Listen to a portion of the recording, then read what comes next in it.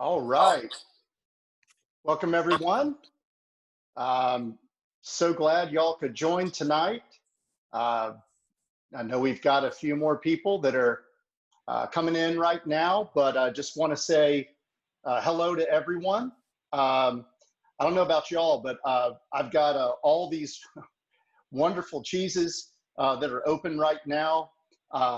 My kitchen smells awesome. I hate waiting around, so I've already made a serious dent in this Sauvignon Blanc, which is like kind of like I don't know, lemon lime soda. But so glad y'all are here. I'm Scott Jones. This is another Jones is Thirsty virtual wine event. Tonight is a very special evening. It's our first ever food or wine and cheese pairing event. So we got a lot to cover. We're going to go probably a little bit longer than we normally would tonight because we've got, we want to be able to give, proper focus to each one of the pairings. So I'm going to go ahead and jump right in, and folks will be joining as they can. Like always, for those of you, I see some first timers, please ask questions. We're going to have some very knowledgeable special guests that will help be able to ask questions, but you can unmute yourself and ask questions at any time. You can raise your hand and we can unmute you if you would rather do that. You can ask questions via group chat, but whatever the case, this is your time to ask anything you ever want to know about cheese and how they work together. And just please feel free to jump in. This past week, many of you have emailed me wanting to know how you can join my mailing list. You can go to jonesisthirsty.com. That's all one phrase, jonesisthirsty.com. When you get to my site, there'll be a pop-up window that allows you to join my newsletter. You simply enter in your email address. You'll get a confirmation email back validating that you've signed up. And that'll give you access to my wine recommendations. And for those of you who are on it now, you know they're wines that are readily available and value priced, just like the wines that are featured on these virtual wine events. Tonight's virtual chip jar recipient is Smile a Mile. And you can make those donations through Venmo. My Venmo handle is Jones is Thirsty. So Venmo handle, Jones is Thirsty, and all of the proceeds go to Smile a Mile. And actually, we have Shannon from Smile a Mile joining us. And Shannon, do you mind just maybe sharing a little bit about some of the cool things that are going on this summer for some of those? I know you guys usually have Camp Smile a Mile, but what are you doing this summer that's kind of unique and touching some of these kids? So, well, first of all, thanks, Scott, for pulling all of this together and making the magic happen tonight. So Smile a Mile normally holds camp sessions. We have 7 camp sessions throughout the summer for children and families who are impacted by childhood cancer. This year, obviously, COVID has kind of turned everything on its head. But as a staff, we watch these kids day in and day out fight like warriors. And we said from the jump, if they're going to fight like that, then we're going to find a way to deliver and to walk out this mission. So we have gone to kind of what we're calling a camp at home. We do camp in a box. So we will have shipped out around 350 boxes at the end of the summer to these families. There's roughly $500 worth of materials in those boxes. And it's a week's worth of activities that keep the kids engaged. Some reverb there.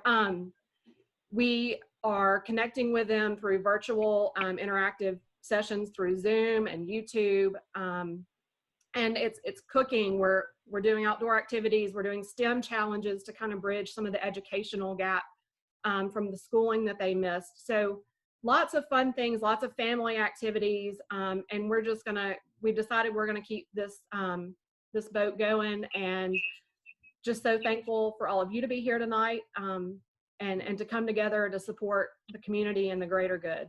So definitely appreciate it. Yeah, that's great, Shannon. I appreciate it.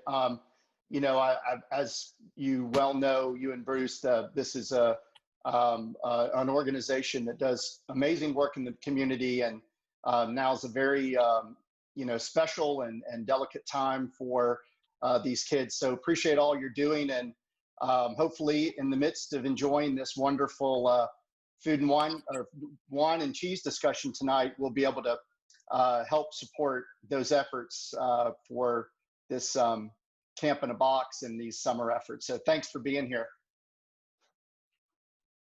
And also just a reminder, again, I have to say it, Venmo at Jones's Thirsty to make a donation to Smile a Mile. Now, my two special guests for tonight, one is a certified sommelier, and for those of you who are on the South American tasting we had 2 weeks ago where we looked at Argentina and Chile, you'll remember Carlos Cisneros, who is a certified sommelier. He can also be found working locally here in the Birmingham area at Pleasure is All Wine in Pelham. Welcome back, Carlos. Thanks for having me, Jones. I appreciate it. Yeah, I'm excited about this one. Yeah, good to see you. And our other very special guest, not that Carlos isn't special, but Carlos and I know wine.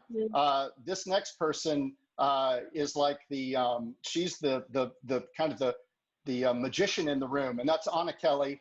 And she and her husband run Dayspring Dairy. And so not only is she a recognized food stylist and knows food top to bottom, but she's also like a real live cheesemaker. So Anna, welcome. Hi, everybody. Now, you know, anyone that's been part of Jones's Thirsty knows that we talk a lot about wine, how wine is made. We got that. But for those of us who have never been alongside someone who's made cheese, Anna, can you give us like a quick overview of just like how cheese gets made, or does it just magically appear in the cheese case in our local markets? I mean, something has to happen between the cow, the sheep, the goat, and the cheese case, right? Yes, absolutely. I call cheese kind of this big mystery. I mean, we've all have eaten hundreds of pounds of cheese in our life, but does anybody actually know how milk is transformed into cheese? It's really one of these historical happy accidents dating back to thousands and thousands of years ago, all for starting with milk. So if I've got do I have about a 5-minute, I can give you a 5-minute rundown on cheese. Heck yeah, so I'm going to share you have to, otherwise we got to know, we got to have context. So fire away. We're listening, and we're all going to be sipping our Sauvignon Blanc, so we're able to soak it all in and let the good information wash over us. Can you enable my screen sharing, Scott? Yes, I will do that now. You should be able to share now. Okay. Let me start. I have a quick little slideshow here. Oh, great. Yep. So here's my start here. We are Dayspring Dairy, and we have been in business now we've lived on our farm about 9 years, and we've been making cheese for about 7. We've been licensed. You can see we make a huge variety of cheeses, but not all the cheeses. So there's a lot of cheeses I've chosen not to make, but the ones that we do make, we've gotten really versed at it. We are the only sheep dairy in Alabama, and in fact, sheep dairies are quite rare in the entire country compared to cow or goat. And you get a lot less milk from a sheep. There's a lot of other reasons. They don't really like the southern weather, but it is pretty amazing that we gave up our city life. We were living in Birmingham, and we became shepherds. So that's kind of a whole nother story. And we have a really pretty farm, as you can see. That's gorgeous. I'm going to show, this is just a quick 2-minute video that was done by a local news company. And I decided to show it because it does kind of show you our creamery and a little bit of the cheese making process, and just gives you a quick little rundown of what we do. So here we go. Sure.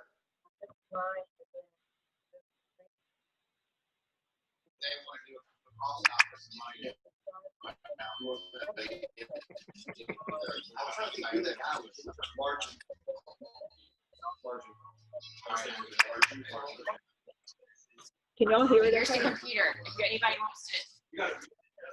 Yes.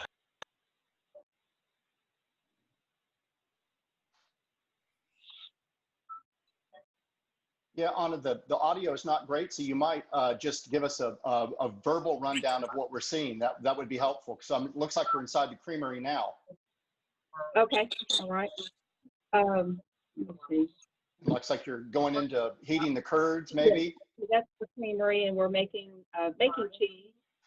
And this is actually halloumi right here, which is a frying cheese, and I'll go into that. This was a crop of ewe lambs that we raised about 3 years ago. They're cute little things. My goodness. You know, obviously we only keep the girls. The boys all get sold right away, and the girls are raised, or we also sell those for breeding to other farms. Mm-hmm.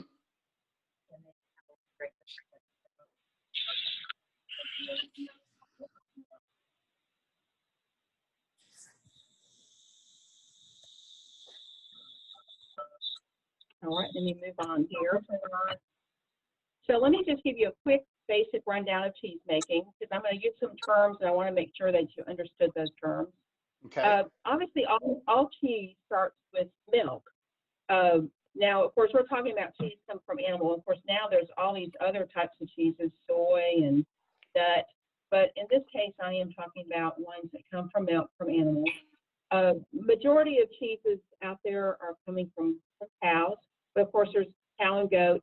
And then probably the least common of the cheeses are produced is sheep milk cheeses.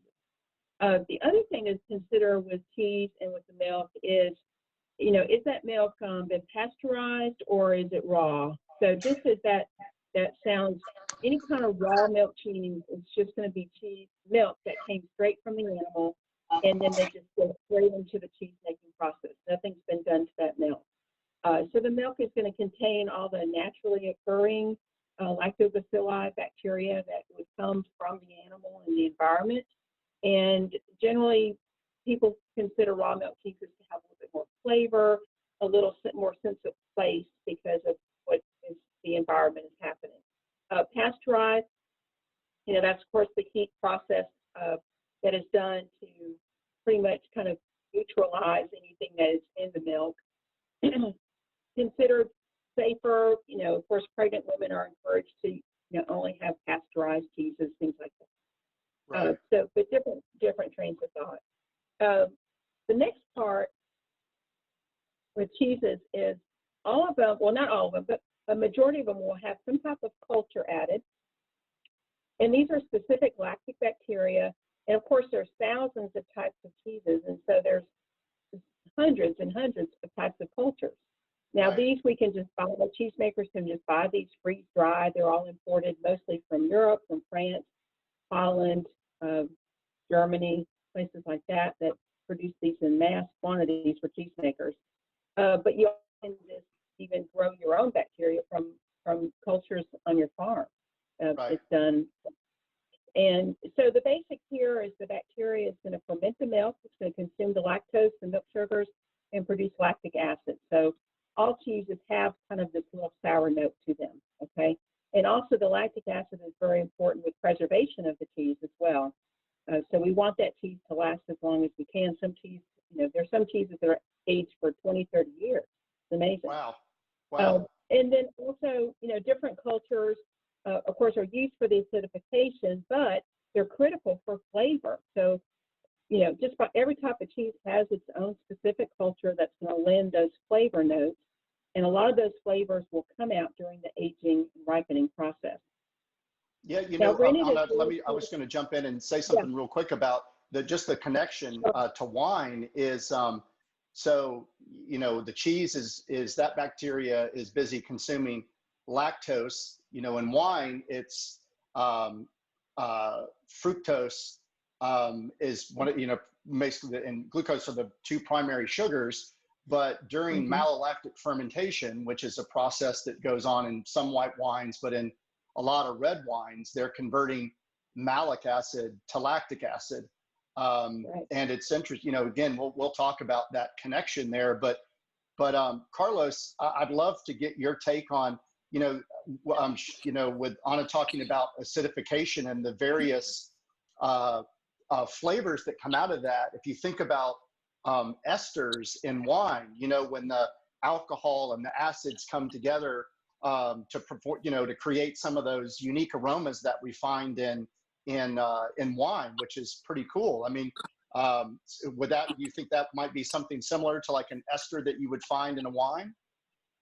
Yeah, I think so. I think it's interesting what Anna was saying earlier about like the local, I guess, bacterias that you could use for that. Yeah. That reminds me of beer or even in winemaking. Yeah. And yeah, it's, I mean, it could be, you know, they can always use ambient yeast, or they can inoculate when they make wine. Yeah. And yeah, that's fascinating. I never knew that about cheese. So but and just for those who want to know more, Carlos and Anna, the ambient yeast would be like what you'd find in what we call like natural wines now, right? Where they're using local, naturally occurring yeast to activate fermentation in these natural wines. Is that accurate? Yeah. So that is accurate, and also not really intervening with the process of the wine. So minimal intervention, making more, you know, natural wines from what they call them. But yeah. So that is one of the things, using ambient yeasts. Gotcha. Now, now rennet, to me, I think of all those old stories from antiquity where they would have like the stomach of like a young cow, and they would put milk in it, and they would, you know, be on the camel bouncing across the desert, and suddenly they'd get to where they were going and they had like cottage cheese. Tell us about rennet and what it does. Yeah, I mean, that's kind of the theory of how cheese started. Is there were, you know, you didn't have Tupperware, you had you have stomach that hold everything. And so, yeah, I mean, if you put milk in there, you're going to get some coagulation happening. So, yeah, that, you know, rennet is an enzyme that's present in all mammals. That, for mammals, we consume milk as babies, and so we have to be able to digest that milk. So, enzyme, that rennet is there in our stomachs to break apart the milk, so we can get all of the amazing nutrition that is involved with milk. So for the most part, it will coagulate the casein, which is one of the milk proteins. Historically, all rennet is from animal sources, but well, I'd say that there's actually some plant sources. A lot of the Spanish cheeses even uses thistle. So there have been some historical animal or vegetable sources, but now there's also some mass-produced vegetable sources. You know, so if someone's a vegetarian and they're worried about the animal well-being, then they can do that. So, but rennet also can impart some different flavor profiles. In fact, we had a major transition in our cheeses where we were using a vegetable rennet, and we were getting some bitterness that was coming from the rennet, and so we actually changed over to a French lamb rennet, which would make sense. I mean, we're trying to you know, make sheep milk cheeses, so why not use the rennet that was specifically created for that milk? And it has totally transformed, especially our Gouda, that some people might have some samples of, and that bitterness has been gone. And then it also adds even some other flavor profiles that will release during the aging process. So it's been an interesting transformation for us. The next stage, and everyone's kind of heard of curds and whey, you know, Little Miss Muffet said on her tuffet eating curds and whey. And so, you know, when that rennet has worked on the casein, it'll kind of coagulate it into curds. and it's kind of, and then the process also will kind of squeeze away all this liquid, which is the whey. Now whey, of course, everyone is on these big high protein diets, and you see all this whey powder and whey bars and whey everything. So clearly whey still has some protein, quite a bit of protein left. And so all of the whey that's left over from the cheese making in the world is, at least mass-produced cheese, is then dehydrated, and this whey protein is concentrated and used in all these protein supplements. So that's just a little tidbit there. Yeah, I was actually, I was going to say, I was in Parma about 10 years ago, and I got a chance to spend about a week with some cheesemakers in Parma. And one day we were in the creamery, and they were, they'd gathered up all the curds and put them in the molds, and they were draining off all the whey. And one of the cheesemakers put a glass under there, and it was just, warm because it was coming right out of the tank. And we had a drink, a big drink of it. And it was actually really delicious. I guess they sell it to farmers who raise the cows that then go on and produce the milk that goes into the Parmigiano Reggiano. But that was actually, I didn't realize it had a taste, but it was pretty delicious actually. Well, in Italy, all that, most of that whey will also go to the pig farmers for prosciutto manufacturing. Yes, and I think that's right. Pigs, so they're eating a percentage of the whey. And so of course, acorns and whey. Yeah. Yeah, it leads to the amazing flavor in prosciutto. So it's pretty amazing stuff. Salt, of course, is critical to cheese. It provides all the flavor, but mostly preservation. So, after cheesemakers, we work so hard. We want this cheese to last. We don't want it to go bad. So the salt is crucial for preservation. And then aging. And not all cheeses we make are aged. We do a lot of fresh cheeses, but a few of them are, and it's just amazing. We'll try that cheese and say in 60 days, and we're just like, oh, I don't know about this cheese. Maybe we didn't make a good batch. And then we'll come back at 90, and we're like, oh my gosh, it's so good. It's incredible what that is so cool. Chemistry that's happening, similar to wine, really. Yeah. Here's a quick little video of, this is actually milk that I have added rennet to, and I'm about to cut the curd. And this is kind of a simple check I do to see if it's ready, and it almost looks like this milk jello. Oh my goodness. You can see it just looks like jello, and when I get this what's called a clean break there, then I know that the curd is ready to cut. This cheese here I'm making is actually feta, and so the curd can be cut into different sizes. And so if you think about the softer the cheese is, the larger the curd is going to be cut. All right. Right. So for feta, it's a very soft cheese. It's not pressed or anything. And so I'm going to form almost these like 1-inch cubes in the vat. Now, you said you saw Parmigiano Reggiano production. That, because it's such a hard cheese, they want to make sure they get all of the moisture out. And it is cut almost to the size of a grain of rice. Yeah, they had a machine that was just cutting it over and over and over again. It was amazing. Yeah. Yeah. So you cut the curd very differently based on the cheese you've made. So here is my feta. Wow. There's been a little bit of stirring involved, and then you drain all the way, and then you carefully scoop it into the basket. It is drained and flipped several times, and it's just feta is just one of those kind of easy cheeses that kind of gave us fits.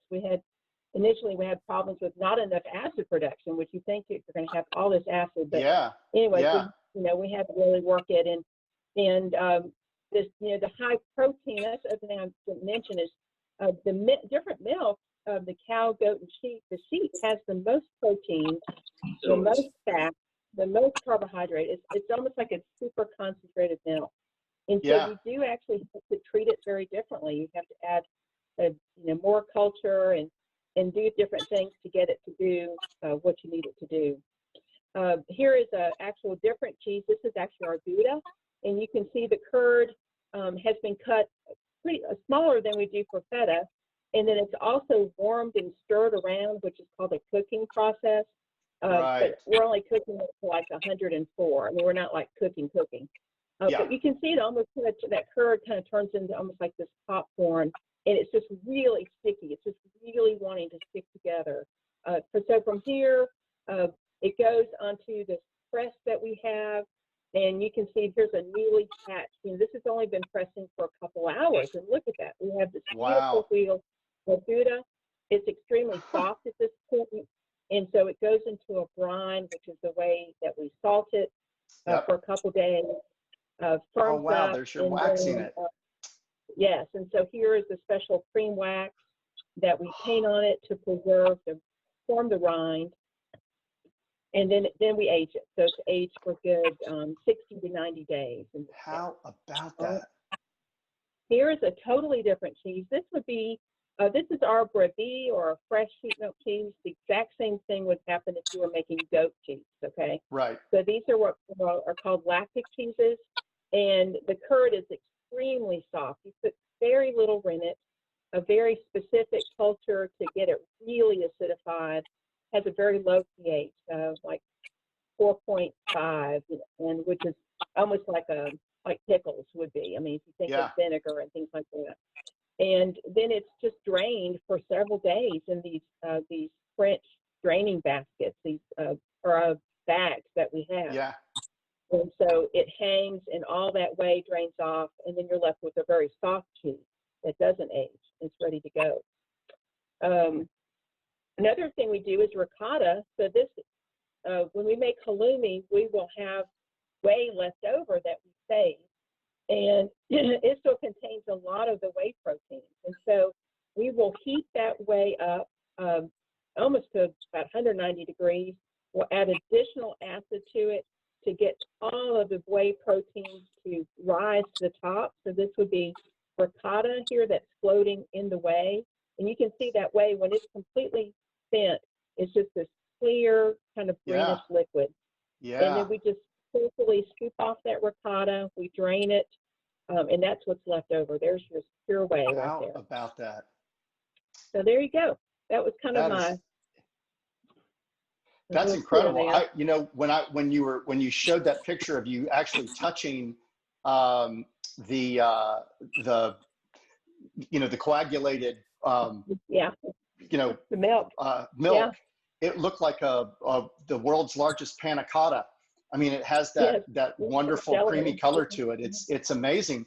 You know, as I was getting ready for this, I kept thinking about, the connection of wine and cheese together, and they're both these living live products. And so, like for wine, you have the option of fermenting in stainless steel or oak barrels, and both of those, whatever you choose, will influence the aromas of the wine and the texture of the wine. And then, like for the cheese, like you were saying, it could be cooked or uncooked. It could have it could be bloomed. It could have a wash rind or a natural wine. It could have like a blue cheese. It could have something, a flavoring in it or not. And then, both wine and cheese are dramatically influenced by how they're aged, the length of time. And that's what's so cool. And that's what I want us to explore tonight with these wines. So let's dive into that first wine, which I'm sure that y'all have already enjoyed. If you were with us on our rosé tasting a couple of months ago, we had rosé from New Zealand made of Pinot Noir. Now we're looking at this really wonderful example of classic example of Sauvignon Blanc from New Zealand. New Zealand has really kind of planted their flag as one of the world's top producers of Sauvignon Blanc, particularly in this cold climate style. I'm sure again you guys have had a sip of this. When I before I turned my video on tonight, I had a big sip of it, and I just had like lots of lime. I get a lot of lime, a lot of fresh melon, this grassy quality. But what I love about it is this kind of zingy acidity. And I've always known, and again, like I always say when we're having wine tastings, this is totally subjective. what you enjoy in terms of wine, and then what you enjoy the pairings with are totally subjective. And I'm going to loop back around to Carlos, because when he was on 2 weeks ago, he talked about some wine and cheese pairings that he loves that were totally different than the way that I normally think about wine and cheese. But having said that, Sauvignon Blanc and fresh cheeses like Anna's, that like the sea salt fresca you guys do, or a fresh goat cheese, that Sauvignon Blanc's kind of acidity helps to, in an interesting kind of way, kind of tame that tanginess of those fresh cheeses and draws out that natural sweetness. And then we also paired this with the brie, totally different texture, very rich, but again, the the natural sweetness of that brie is brought out, and then it kind of helps to kind of cut through that richness. But Carlos, what are your kind of impressions of New Zealand Sauvignon Blanc? I mean, I love this. I get a lot of that, like I said, fresh melons, a little bit of that tropical note, but lots of lime, lots of that zingy acidity. And with this goat cheese, it just like, yowza. Yeah, no. So it seems the United States has a love-hate relationship with New Zealand Sauvignon Blanc. Some people really, really love it. Some people, prefer a Sancerre, whichever. But I really like how far New Zealand Sauvignon Blanc has come. And they've made a lot of improvements in their winemaking, because in the past, people would describe it as grassy or out of balance or whichever. But now and from this wine as well, I get a lot of passion fruit. And, that with the lime and a lot of people will describe it with that grapefruit smell. But, to me, Sancerre is more of like a white grapefruit. New Zealand Sauvignon Blanc is more like pink grapefruit. It's riper, it's richer, but they both have that really high acidity that's great when you're having food. And one of the advantages of having a wine that's higher in acid when you're eating, that acid really cleanses your palate in between bites. So when you're eating something, you take a drink of the acid with the Sauvignon Blanc, which is higher in acid. It makes your mouth salivate. It cleanses your palate, and that way you're able to go on to the next bite. But I really like this wine, and I love how tropical these wines have come along, and they're kind of staying away from that grassy, bell peppery, jalapeno style that they used to do. Yeah, kind of underripe. Now the grapes are riper. But again, I think the other thing that I want to say about these New Zealand Sauvignon Blancs is they're still a really great value. I mean, you can spend a lot on them, but also you can get wines like this that are in that, $12, $13 range that are wonderful on a warm, summer afternoon, that are totally refreshing. They're great with lots of different foods. Thankfully you had a lot to say about Sauvignon Blanc, Carlos, because while you were doing that, I had some of the goat cheese and a little bit of the brie too, just to get those different kind of feels. And it really is, I mean, look, the fact is that you could probably have these wines with all the cheeses that we're going to have tonight and probably be happy about it. But it's really cool to see what acid and acid do in food, what salt and acid do, what tannins do. And I'd love to hear from anyone else who, has a comment about their experience, or what which one they prefer. Frankly, the Sauvignon Blanc with the goat cheese, which is like, again, a classic on paper. It's a classic pairing. But the brie, it makes sense. But again, that acidity, like Carlos said, helps to really cleanse the palate. And you've got that kind of funky, little soft, crusty rind there in brie. And Anna, how does that actually get formed? I just call it like a crust on brie or camembert. But I mean, I hope it's okay to eat that, because I love that part. Oh, absolutely, yes. All cheese is edible, except for the wax. Don't eat wax. But aside from that, you're good to go if you don't mind the funk, Yeah, So, but I like that. It adds character. Yeah. All of those are called bloomy rinds, and just like what it sounds, during the cheese making process, you add a form of penicillin mold to the make. And then you even, when the little cheeses are formed, you can even spray the outside with like a penicillin mold infused little spray. And How that about that? penicillin is just this beautiful, it almost looks like this big puffy cloud of mold that'll just literally start growing on that surface. Those are called surface ripened. So basically those molds are sort of kind of digesting that brie. And of course, grocery store brie is designed to last for months. But the true brie and camemberts from Europe, they ripen very quickly, and it'll get to where the center is almost like goo, like just this. Oh yeah, I've had those. They have that almost orange richness, and you see when they've been out. If you have I love getting cheese after dinner, and you get a camembert that's been sitting out, and it's almost like running. But you're right, it's gooey. So looking at some of the comments now, Sue said that she loves the Sauvignon Blanc with the goat cheese. And then Anne has an interesting comment here. She said she loved the goat cheese after the wine, and then she enjoyed the brie before she had the sip of the wine, I guess, to then kind of draw out some of those flavors and cleanse the palate. And then, Anna, for you, Shelby said that what actually makes goat cheese fresh? Because I've also seen some slightly aged goat cheeses, but what does the fresh mean as it relates to goat cheese?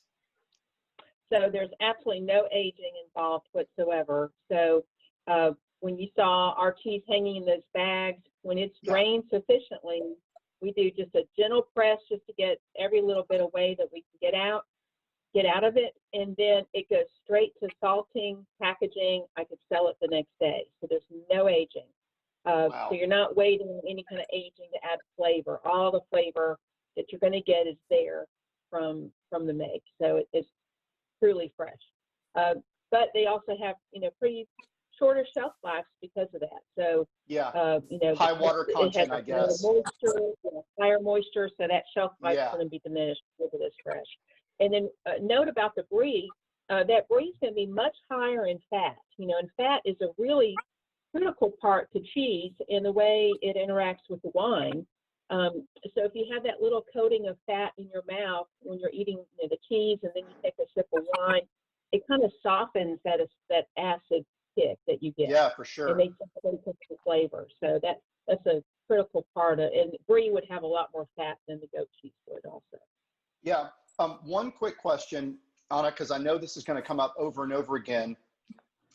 If you open goat cheese and you don't eat the whole thing, what's the best way to store goat cheese to keep it fresh, because it does have such high water content?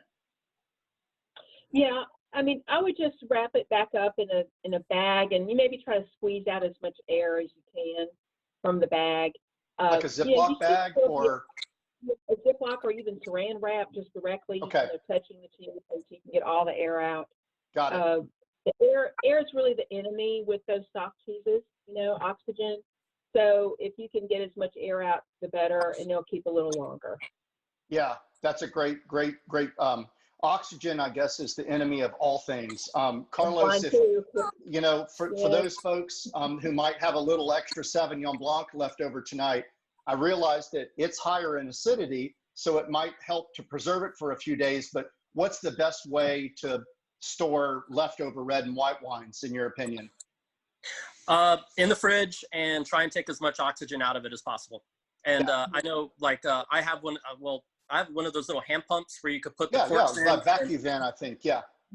We sell those at the wine shop, but I always recommend them because then you can put the top in there. You take out all the oxygen, and even if it's a bottle of red wine, put it in the fridge. I mean, you got to look at it. It's an agricultural product, so it's just like food. Once you take that cork out, it has a shelf life. So normally, really depending on the wine, because I know, Scott, you and I have had wines before, Barolo. If you open it like a week later, it actually tastes better. I know. But then you open like an inexpensive Pinot Noir from California, and 2 days later it's flat. Like the fruit's gone, and it just kind of fell apart.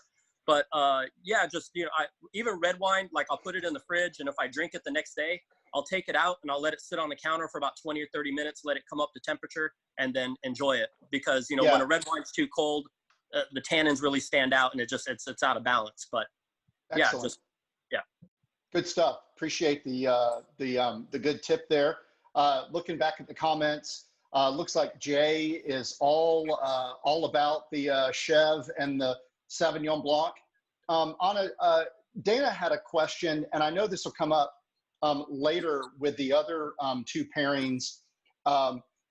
Obviously, your family makes all sheep's milk cheese, but my assumption is that some of these cheeses, depending on where you find them in the world, might be made with sheep's milk or cow's milk. Is that correct? So I guess the question being, like, your Gouda is made with sheep's milk. Is all Gouda made with sheep's milk? It's not. So I would say a majority of the Gouda in Holland is made with cow milk. And then there are some sheep Goudas. You're going to notice that anything sheep's going to be more expensive, and I hate it for y'all, but it's because it is rare. That you get a lot less milk from sheep, so you're not going to be able to make as much cheese, you know, per animal, and some other factors involved. But you really are going to get anything sheep's going to be really good. I mean, it, you know, like I talked about those fats earlier, the fats in sheep milk are really amazing, really healthy fats, and very, very different than cow's milk, the fat in cow's milk, and even goat. So I was going to say, prior to moving to Birmingham, my wife and I lived up in the Hudson Valley, and there was a chef, Melissa Kelly, and she and her husband had a farm where they made sheep's milk cheese, and we could drive there and get cheese locally, but then they would be sold in Manhattan, and they would be astronomically expensive, but they were really wonderful. And that was the first time that that I'd ever had sheep's milk cheese that I mean, obviously there are probably some cheeses in Europe that I love that are made with sheep's milk that I just didn't know were made with sheep's milk. But that was the first time I actually actively thought, oh, well, this is what a sheep's milk cheese is. And Shelby is actually asking, let's see, is sheep, no, the sheep and the goat, two different types of milk. I think, Shelby, I'm trying to get to the question. You guys are using all sheep's milk there at Dayspring. Yeah, I mean, the sheep and goats are different animals, y'all. Okay, and I know because at farmers markets we'll say sheep and people just think goat, but they're two different animals. The sheep are wool animals. First of all, they actually have to be shorn. And there's a lot less, just very, very different animals. And like I said, the milk's very different. One interesting thing is that there are also, and going back to the whole concept of sheep milk cheeses, is that people have probably had sheep milk cheeses and didn't even know it. The classics would be Manchego, Pecorino Romano. Manchego and Pecorino, right. I have to interrupt for a second, really quick. Yeah. I do know that a sheep and a goat is a different animal. Okay, Shelby, what were you asking then? Goat cheese.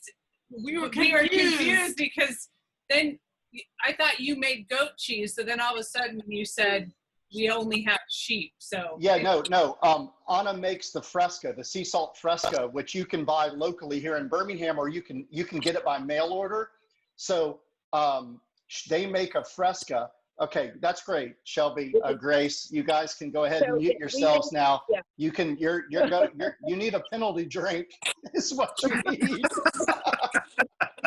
So we make the equivalent of Chev, but with sheep milk, and it's called, technically the name would be Brebis, just means French in sheep in French. Yeah, that's the word in French. Yeah, exactly. Yeah, and that was the other thing that I was going to say earlier, is that I didn't realize that that the Manchego was a sheep's milk cheese, which I thought was pretty incredible. You know, again, that's one of those that I've enjoyed forever, and just didn't know that. And the king of blue cheese, Roquefort, all of it is made out of sheep milk that has to come from a certain French breed of sheep called a Lacan, and that is all it is. You know, it's protected of origin, has to be made in a certain part of France from a certain type of sheep.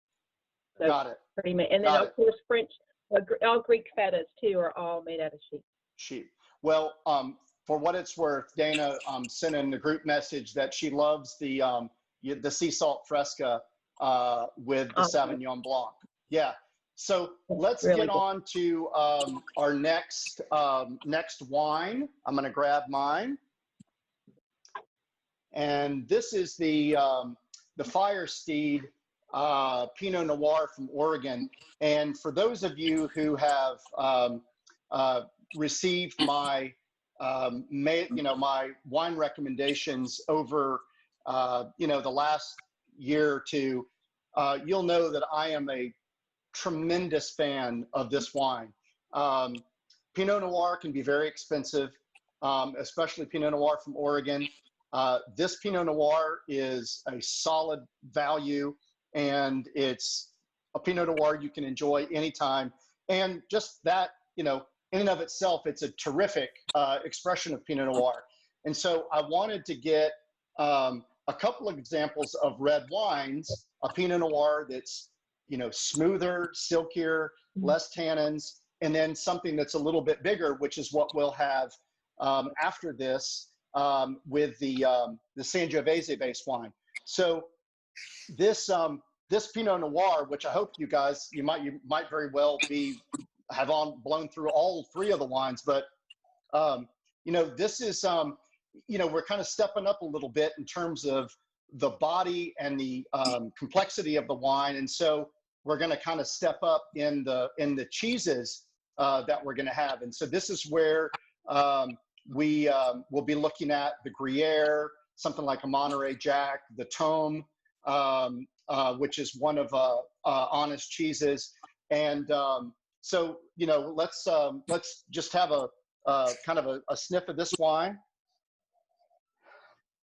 and a nice little swig.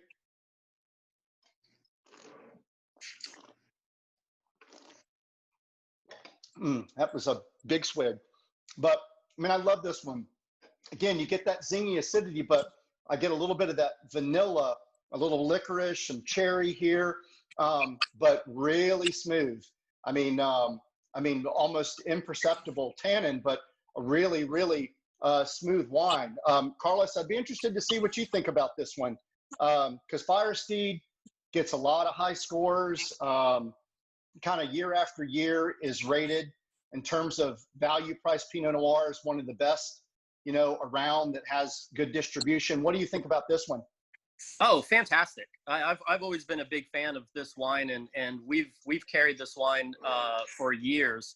I love the value, and I agree with you, like on the market, because you look at Oregon wines, like they get a little pricey, but they do. But look at how big Willamette Valley is, and then you have like the entire country going crazy over these wines. It's like Sancerre. Sancerre is like a dot on the map, but they're so expensive because so many people want them, and there's not enough land to grow all of these grapes. And a pretty cool fact: Alabama is actually the second largest buyer of Oregon Pinot Noir in the United States. Number one is Oregon. Number two is Alabama. And so, like, if you go to Willamette, you tell them that you're from Alabama, they're gonna love you because we support their economy, basically. Yeah. But, or the wine economy. But So what is it about Pinot Noir and the Willamette Valley? Because it's they're pretty high latitudinally speaking. Kind of not too far off from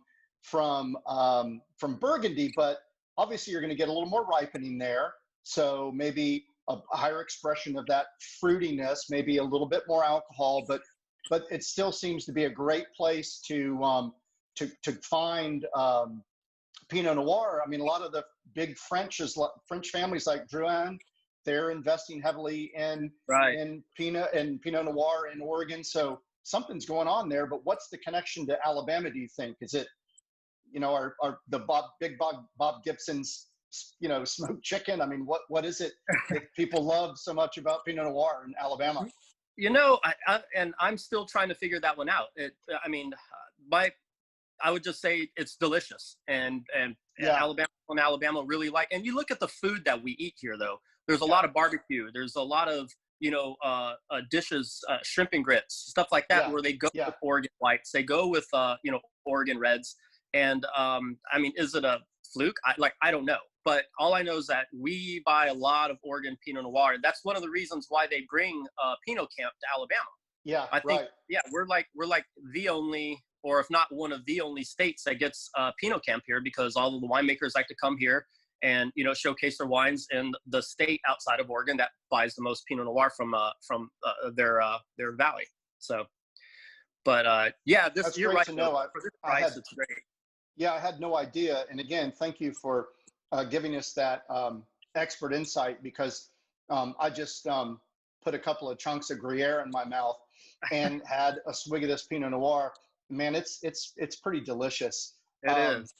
I mean, what's really cool is, again, we're getting to a cheese that's you know, that's more of that kind of lightly cooked, where the it's pressed into that mold like Emmental. So it's a kind of a slightly huskier cheese, but not, you know, super aged, like it's crunchy, but it's but you know, you've got a little more weight in the wine, and you've got a little more weight in the cheese. And I'd love to hear what some others think, but man, I'm telling you, that Gruyere and that Tome, both are, like, to me, really are magic with a Pinot Noir. Anna, tell us about the Tome, because I think that's to me, that's one of my favorite cheeses. But that's more of just a word that I know, and a cheese that I like. I don't really know what's behind that cheese. Like what makes it uniquely Tome? Well, and our Tome technically really is a Manchego style, because most Tome is actually cow's milk. But so, and a Manchego, again, you know, has specific cultures. It also has a lot more of what's called lipase. We actually add lipase as an additional enzyme that's purely for flavor. And it also, the lipase enzyme, also, if you've ever had cheese, and I think Gruyere will do it, you'll get almost that kind of burning sensation in your absolutely. Teeth, right? I get it on the tip and around my front of my tongue. Mouth, right? Yes. And that's from what one is of that? the enzymes. Yeah, gotcha. It's a cheese enzyme, and but it also adds a lot of flavor to it as well.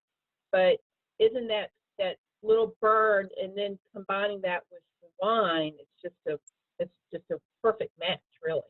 That is so, again, you feel like you have expertise in a certain field. I've always wondered what that little weird, and it's not like a spicy burn. It's almost like not that I eat a lot of battery acid, but it's almost like an alkaline kind of feeling more than it is a spicy feeling. I don't, probably doesn't make sense, but to me, that's the way that I think of it.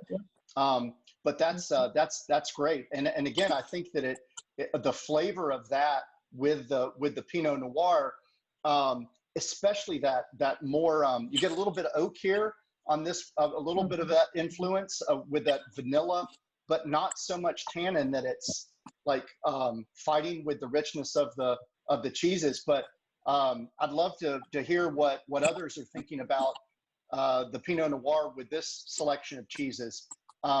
I didn't grab a Monterey Jack. I went with the Tome and the Gruyere, but would love if anyone has had this pairing to share some of your kind of your insights through either a group message or jump in. Shelby and Grace, you guys are out of the penalty box now. If you want to comment on this pairing, you're more than welcome. We were saying we thought we were banned for life now. No, it's just a penalty drink, that's all. Oh, okay. Well, we definitely had the Monterey Jack, and it's fantastic with the wine. Yeah. I think of Monterey Jack as being a little bit drier. You know, as I guess that's, again, just a personal kind of way that I would describe it, a little bit drier than the Gruyere, but you both are enjoying that with the Pinot Noir. Yeah. Yeah. Thumbs up. It's fantastic. Thumbs up. Wine's Anyone great. else? Yeah, we love the wine too. Yeah. Is this your first time having the Fire Steed? Yeah, mine. Yeah. Great. Love it. And Dana, again, she was talking about how much she loved the Fresca. Anna, with the Sauvignon Blanc, she said that they're also loving the Tome with this, and good comments about the Monterey Jack. And Anne is also saying that she tried it with an Iberico, which is, you know, in that same ballpark as the Manchego. Yeah, gotcha. And Anna, from an aging standpoint, and I want you to talk about this when we get to the aged Gouda and the Sangiovese, but sometimes when I have to feel like others have had the same experience, but once I get to a cheese that's got some age on it, I get a little bit of crunchiness, and I've always heard those were like amino acids or something related to amino acids that literally, you know, have a little kind of wonderful grittiness to it. How does that happen, and what's the age kind of threshold on that? You know, for us, those have been those are called cheese crystals or tyrosine crystals. Well, and actually, there's two types of crystals you can get. You can get fat crystals and also protein crystals. So, and we've had that happen a few times with our cheeses. It's really? Not something as a, you know, for us. They've been kind of happy accidents. It's like, oh yeah, we got crystals this time, you know. So it is kind of something we don't. But you're right. You do have to age up that cheese, and we find that the longer we've aged, so like sometimes we haven't sold all of our cheese. Like, well, our last batch of aged cheese usually is made, say, by August. We're usually done milking by September. So we might make a batch in July or August. And so by the next spring, if we still have some cheese left, and when we cut that up for markets, it might be 8 or 9 months old, and then we really get to see those crystal formations. Yeah. And you're right. That's very interesting. It adds a whole nother texture to it, and then a lot of times because it's aged longer, you even have even more of the amazing flavor compounds that come from that aging. So it really is a wonderful thing to happen. One other thing I was going to mention too, with these two cheeses that you picked, you know, the Tome or the Gruyere and the Monterey Jack, you know, the salt is quite different in those. And yes, the salt in a Gruyere, it's almost like a Swiss, made up in the mountains. And the salt in Europe, if you think about it, salt going up to a mountain is really hard to get salt to a mountain. You think historically, right? And so a lot of the cheeses made at higher elevations were done in a brine. So basically a big vat of salty water, and the cheese is set into that vat, and then it sits there enough time for it to absorb enough salt, and then it ages, and that salt permeates the cheese from the outside in, right? And it was a really efficient way to use that salt, because salt was really expensive. It was a really important thing. You had to have it, but you didn't want to waste it, right? And so, but a lot of Swiss cheeses, because of that, are less saltier than other cheeses. So, but then the Monterey Jack, it's actually you take the curd and you just salt the heck out of it just in the vat before you even form it. Wow. And so you know it has a lot more salt, and you're not quite as worried about the salt content. So it's just interesting too, you know, the way that salt is applied and how it affects the final outcome. Yeah, and I have another observation when we get to the next cheese that I want to share with you. But Carlos, you know, we're talking about as she said, as Anna said, the cheese crystals. It made me think of sulfite or tartrate. Yeah, Me tartaric too. acid and Me too. I thought the same the thing. wine diamonds and how you do cold stabilization so those float to the bottom. But that's an acid that's crystallizing, and this is a protein that's crystallizing. But it's just amazing how there's such commonality in wine and cheese. And so tartaric acid, and you have the proteins in the cheese. It's kind of wild. Yeah, it's fascinating. I mean, I'm learning a lot. Thank you very much, Anna. I mean, like, and one of the things I am learning, Scott, same as you, when she was talking about acidification, wines, they go through acidification depending Absolutely. on the winemaker, the crystallization. Like, there's so many similarities here. And one of the things also, people will ask, why do people have cheese with wine? And you got to think about it. Wine has tannins, which can be astringent, and then they can be bitter as well. But when you look at black coffee can be bitter and astringent as well. But what do you do to coffee when you want to soften it up? You add heavy cream, or a half and half, or milk to it to kind of balance it out. And that's the same with red wine and cheese. You get that lactose from the cheese instead of, of course, pouring dairy in your milk. In your wine, you don't want to do that. But the cheese helps really smooth out the bitterness and the astringency from the tannins, and it makes it a lot more enjoyable. Yeah, it's really a fascinating exercise. I'm sure that everyone on joining tonight has at some point enjoyed wine with cheese, but it's really cool to look at it on a slightly, peeling back a few layers of the onion to see why it actually works so well together. Because there are so many just natural processes that are complementing and contrasting one another in both of these things. Pretty cool stuff. So let's see. Can someone confirm? Yes. Oh, so Caitlin, yes. That would be Jones is Thirsty is my Venmo handle for the Smile a Mile donation. So thank you. That's Venmo. The handle is Jones is Thirsty. And then Jay, Anna was saying that was a really cool fact about salt and elevation, basically.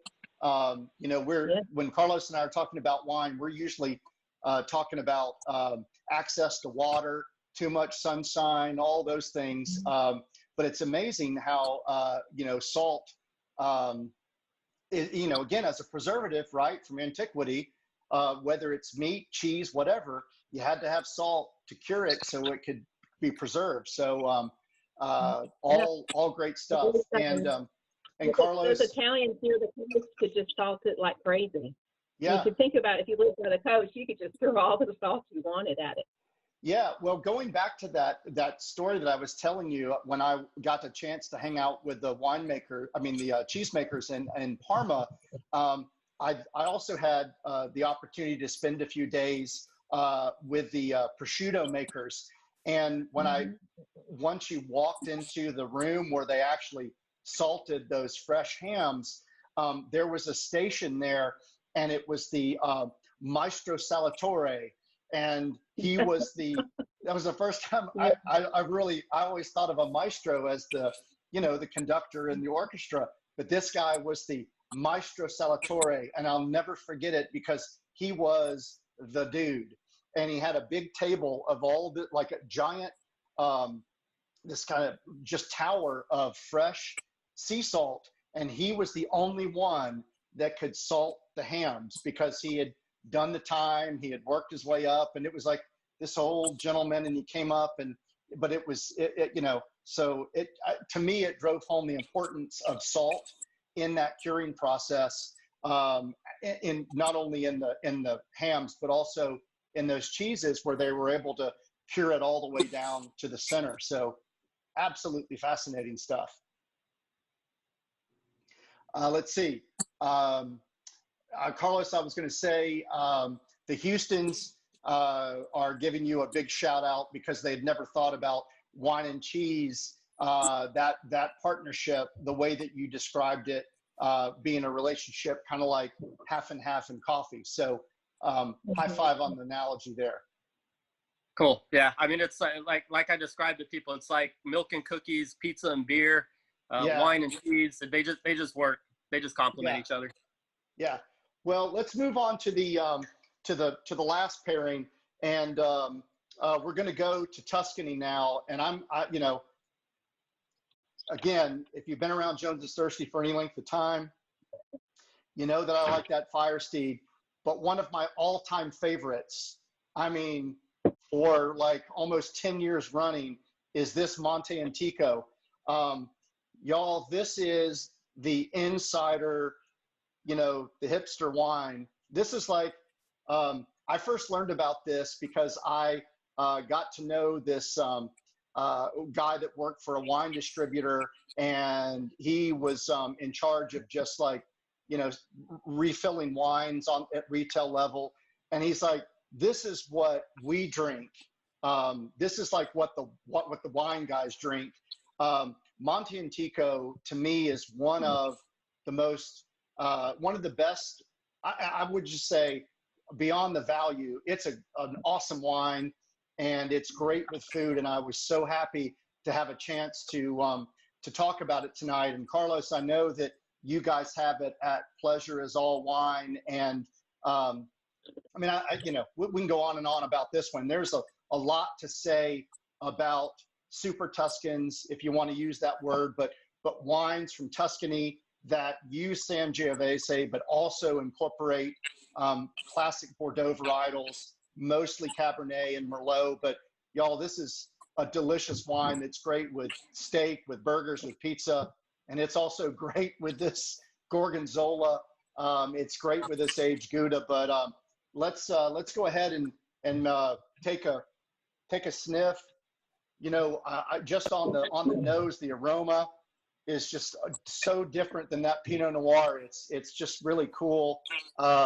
You know, the color, you know, we haven't talked a lot about that because we're kind of doing the wine and cheese thing tonight, but you know, you saw the Pinot Noir was kind of light, fruity, a little bit brighter. You know, you've got some, you know, darker color here. You just on the aroma, you know that it's got a little bit more of a little muscle behind it, a little bit more oak influence. And then we'll take a nice little swig of it.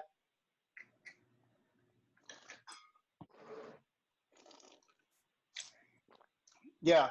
So to me, I just think balance, good, nice tannins, but good acidity. You know, I mean, I get like a little bit of licorice, some you know, almost darker fruit, but I love how that acidity and the tannin work together. I love Sangiovese, but I also love these wines that are more like classic, you know, these blends of Italian and French blends. So Carlos, tell us a little bit about, you know, Super Tuscans. I know that some of the most prestigious red wines in the world are Super Tuscans, but it's not uncommon for, you know, good, easy drinking wines like this to also combine classic Sangiovese with some other Bordeaux varietals. So help us understand what's behind these blends. Yeah. And why Chianti is not on the label, even though it's from that same region. Right. So first of all, you hit a home run with this wine.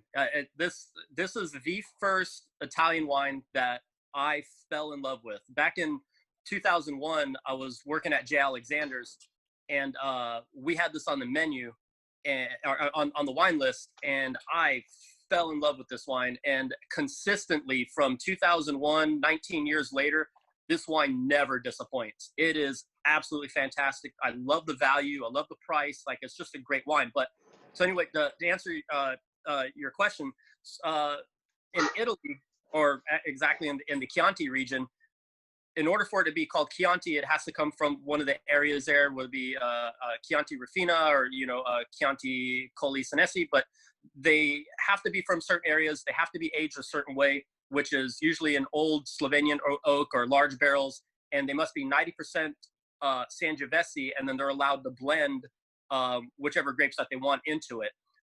They usually do probably close to like 95%, but Super Tuscans kind of came along as a nickname. They they made these wines geared towards more of like the American palate or the French palate, where they would age them in French oak instead of, you know, the smaller barrels like the 225s, rather than the large barrels that are traditionally used in Chianti. And they would do a heavier hand on the other grapes that they blend in there. So they would do a lot of Cabernet Sauvignon, a lot of Merlot, Petit Verdot, and you know, they wouldn't follow the guidelines that are needed, that are mandated to be able to label something as a Chianti. So they went ahead and they just nicknamed them Super Tuscans. But there's nothing really governing that word Super Tuscan. Just, you know, a word that It's they just throw a out word. there. Yeah. Right.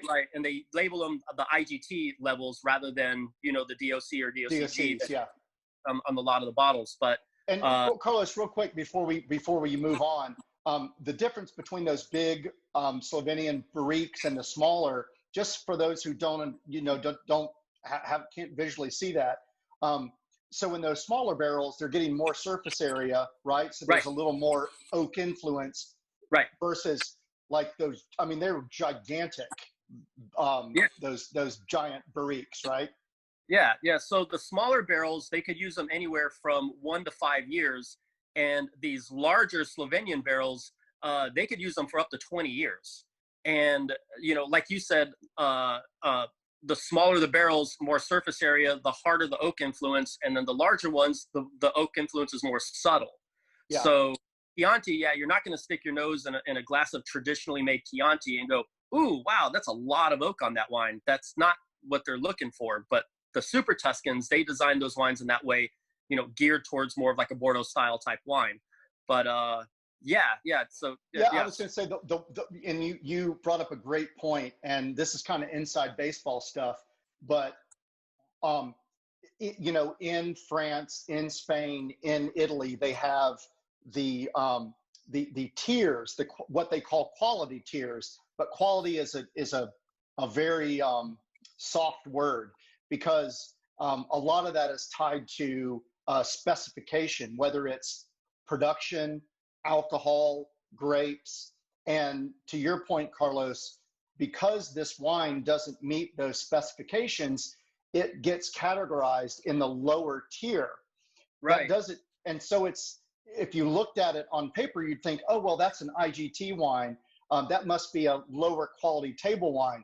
But it's actually an amazing wine. It just doesn't get their stamp of approval for those, you know, Chiantis that are, you know, and, you know, you understand the reason why they have such respect for the heritage, the sense of place, the tradition, but don't get hung up on the fact that this is a table wine, which is literally how this is basically categorized, because it doesn't play by the rules of a traditional Chianti. I mean, you could pay for some of those, like Sassicaia, some of those famous wines that fall into this label. You could easily pay, you know, $300, $400, $500 for a bottle of that wine, and it's anything but low quality.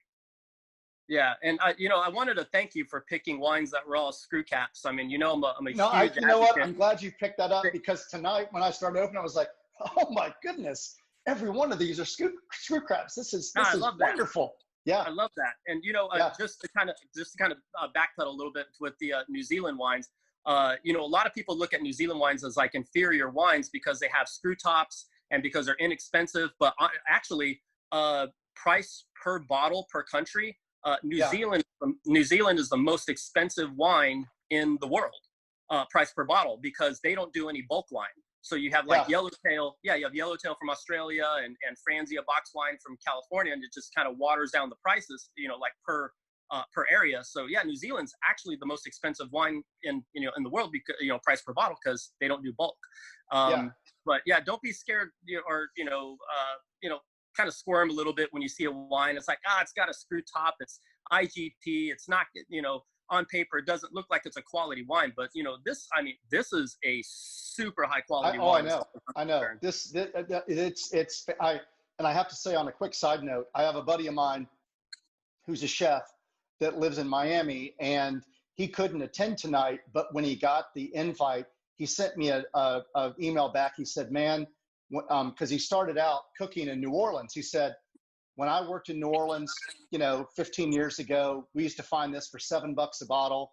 Everybody who knew wine was like in on the deal. And I sent him a note back and I said, yeah, it's up to the whopping price of $13 now, but it's still just an insane value. And I was going to say, I mean, I'm looking at some of the comments now, and some people are really loving this with the Gorgonzola, with the blue vein cheese. They're loving it with the aged Gouda. I mean, what is it about those? I guess first, tell us about what happens when you make a blue cheese, or are you inoculating it with a bacteria that gives it that bluish green thing, or what actually happens? And then how are you actually aging that Gouda? Is it in do you dig a hole and put it in there? Do you have an environmentally controlled kind of thing? I mean, how does that all happen? Okay, well, let me talk about the Gorgonzola first. So Gorgonzola is an Italian blue cheese, and there is actually another mold that is added, another penicillin mold. It's penicillin roqueforti. So the word Roquefort, that's that mold. Yeah, but there's many, many different strains, of course, and historically those molds would come from the caves where those cheeses were aged. But in mass production, or even small scale production, those molds now are specifically added to the milk in the very beginning of the cheese making process. Now, the interesting thing with blue cheese, though, is those molds, like the brie we talked about, it was on the surface. Right. These molds, blue cheese obviously is growing within the cheese, throughout the cheese. And so what happens after about a week from the cheese is made and then it's salted, and then about 2 weeks in, you actually will spike the cheese with these special cheese needles. And what it does is makes these kernels. And you'll see it, like if you ever cut a nice, good quality cheese, you'll see that blue mold kind of running in a line, okay?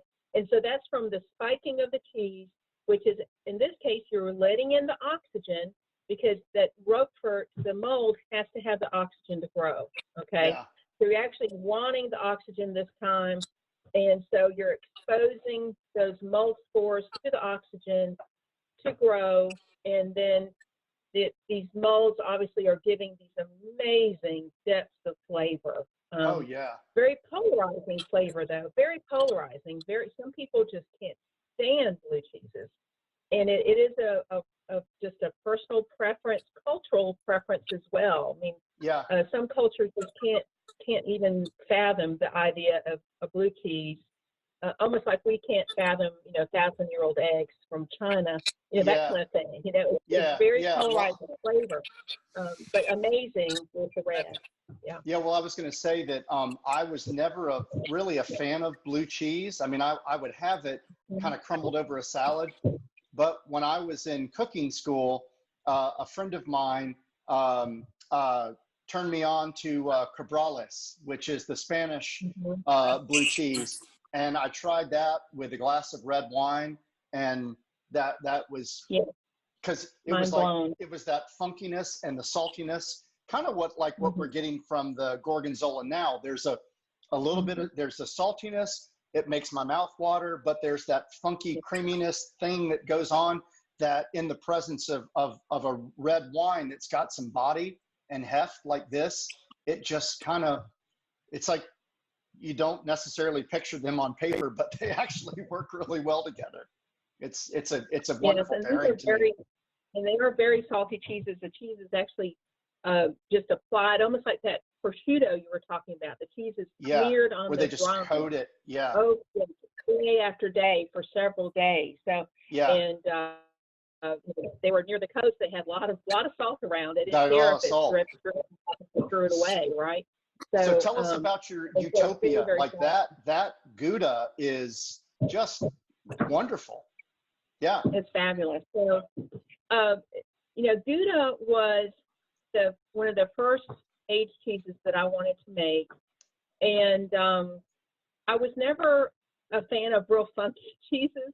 And then I really wanted something that was very approachable, just for your normal person. I didn't want to really have these polarizing cheeses. So that's why I picked a Gouda.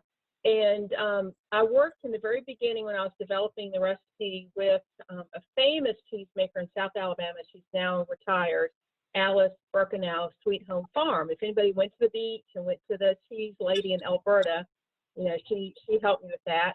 And we actually even reached out to somebody in Holland who gave me a recipe specifically for sheep milk. So the neat thing with Gouda is, you know, the texture. You'll notice that texture on the Gouda, even if you have a store-bought or mine. It's a really smooth and creamy, Yes. very kind of Yes. pliable plastic texture to it. Okay, so it's a category cheese called washed curds. And what happens is once I form those curds, I drain about a third of the way out, and I actually add warm water. And so you're doing two things. You're heating it, so you're cooking it a little bit, but you're also slowing down and decreasing the acidification. So it's not going to be quite as sour. You know, the sourness or the acid will be kind of hampered a little bit because you've added water and taken out the way. And then you're going to get this really creamy plastic pliable cheese, and it's going to have a fabulous melt to it as well. Okay? Yeah. And then also, and that Gouda is, you know, is brine salted, you know, so it's not going to be quite as salty, but definitely compared to that Gorgonzola. Yeah. Well, they both are. I mean, they kind of, you know, they have two different experiences. And again, y'all, please let me know what you're thinking. But like that Gorgonzola almost kind of melts on my tongue. It's a weird. Again, it's weird. I love it on a cheeseburger, but man, it's good just melting on your tongue. But the Gorgonzola is great because it's just got a little bit of tooth to it, and as you chew it, though, you just get that richness that kind of permeates your palate. And then when you have a swig of the red wine, you know those rich dark fruits, that little bit of vanilla oak influence of the wine really comes along with that acidity and just kind of mixes up. And you know, it's like they both work well with this blend, but they're uniquely different experiences.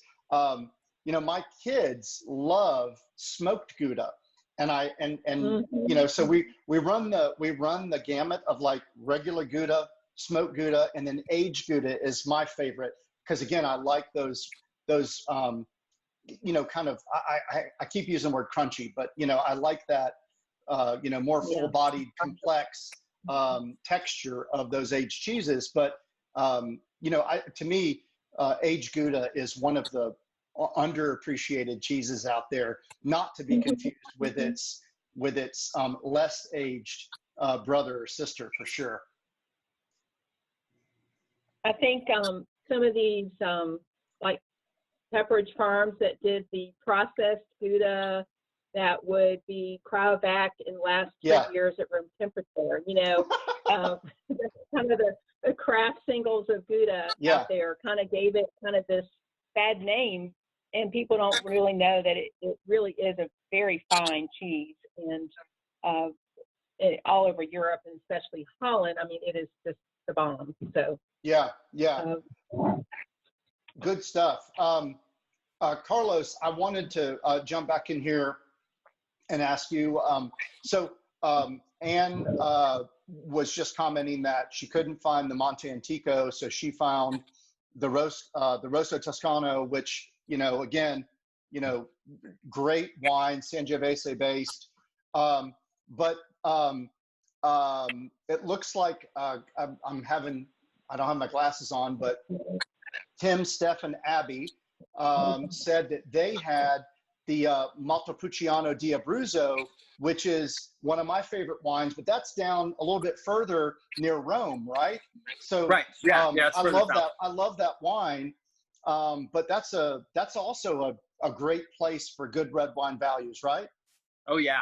I actually was discussing that wine with the customer today when I was working at the shop. We have a Montepulciano de Abruzzo on the shelf, but for the longest time we didn't have it. And 2 weeks ago we had somebody special order it, and I was like, you know what? I'm putting that back on the shelf. We need this on our shelf. And today I kind of got on a little soapbox about how great those wines are. And you're right. It's, just south of the Chianti region. But man, their wines, if you can find them, they're amazing. They really are. Yeah, I mean, I've long been a fan of those wines as an alternate to Sangiovese. Not that there's anything wrong with it, but it's like if you want to learn more about some of the red wines of Italy, and you can't afford to drink Barolo every night, think about Abruzzo, or go down to like Sicily and get Nera d'Avola. But it's just one of those wines that are really a great alternative to Chianti if you can find it. So Tim, Steph, and Abby, I'd love to, if you guys are willing to unmute yourself, I'd love to know where you got it and what you think about it. So they said it was wonderful with the Gouda. Yeah, it is. We let me mute. We've got a few things going here. There you go. I don't know what's going on. We have a big echo. One microphone. I don't know what's going on.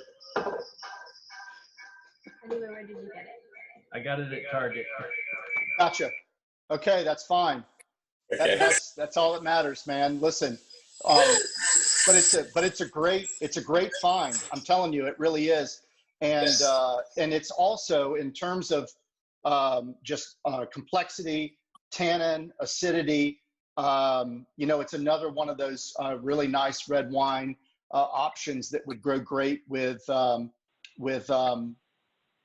aged Gouda. And Dana's just messaged in again and said they usually don't like red blends, but this is a terrific red blend. And Dana, and I'm just going to say, and I know Carlos will say the same thing because he does this every day with customers. Man, there's some really great values and some great Italian red blends out there that are absolutely dynamite. I mean, I love Chianti. I love the history of it.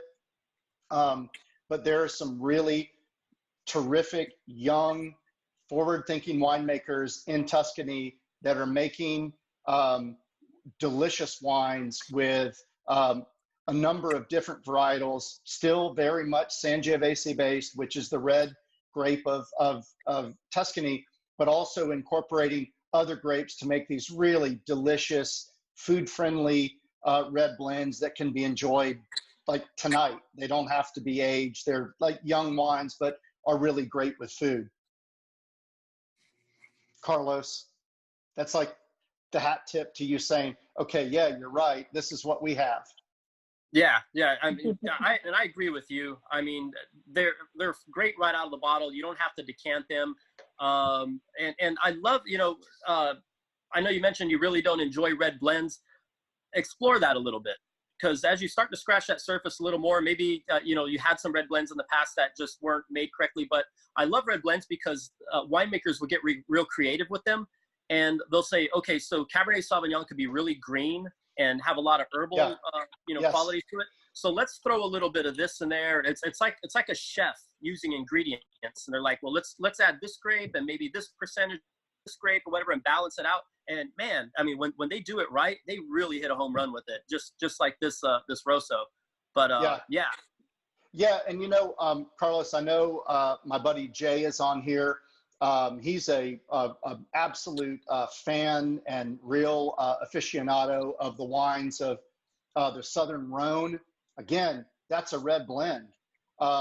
If you get a wine from Bordeaux, whether it's on the left bank or the right bank, it's going to be a blend of, on the left, it's going to be primarily Cab and maybe some Merlot Cab Franc. On the right bank, it's going to be primarily Merlot, maybe with some Cab Franc. But like there are some regions around the world where, their whole hat is hung on the fact that it's a blend. And that's what makes, that's what really makes their wines, true to that region. So it's not just a maybe a new world thing like you would see in Australia or, somewhere in South America or in California, but there are some really wonderful regions around the world where it's not just about a single varietal. So I Right. agree with you, Carlos. I mean, it's there's some. I mean, that's some of the best wines in the world are made with these really amazing blends. Yeah, and I get that question a lot, being in the wine business and being a sommelier, they'll say, all right, so what's your favorite wine to drink? And 9 times out of 10, I go to Rhone. Like, I love Rhone, Northern Rhone, and a lot of people don't know in the Northern Rhone, they actually blend white wine into red wine to make those Northern Rhone Viognier and the Syrah, right? Yeah. And you can't really detect it. You definitely can't see it in the color because it's such a small percentage, but they are all about just blending and making these wines, they can be serious and they can be fun. They can be savory. But I think there was a question on there I wanted to answer real quick. Somebody had asked if they went to a restaurant and they wanted to describe, I guess, to the server, like what type of wine that they're looking for, if it was like an Italian rosso. This wine had a lot of like pomegranate and cranberry flavors. Yeah, cranberry was what I definitely got. Yeah. Yeah, and which is very, very typical of that region in Italy. But cranberry, pomegranate, with very subtle oak and medium bodied is something are the descriptors that I would use to the server, and hopefully they would be able to get it right and have something on their wine list to please you. Yeah. Well, real quick, I'm looking back at some of the comments, and it looks like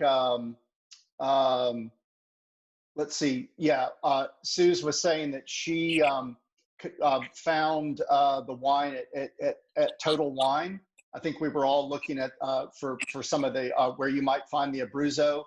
And yes, I wish we had a Total Wine in Alabama. At some point, we'll see what happens. But for right now, we're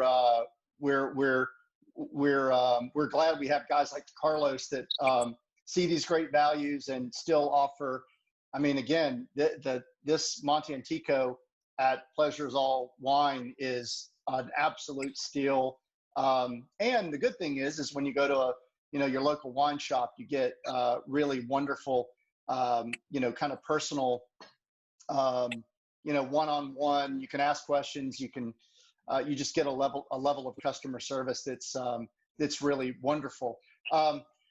Okay, so we are at 8:30, so 90 minutes. Exactly what I had. I anticipated that we would go tonight because we had a lot to cover. We'll stick around. Anna, I don't know if you're willing to stick around and answer some more cheese questions. Carlos, if you're willing to answer some more questions about wine. But for those of you who want to stick around, please do. We've got lots more to talk about, but I also want to be, as always, respectful of your time.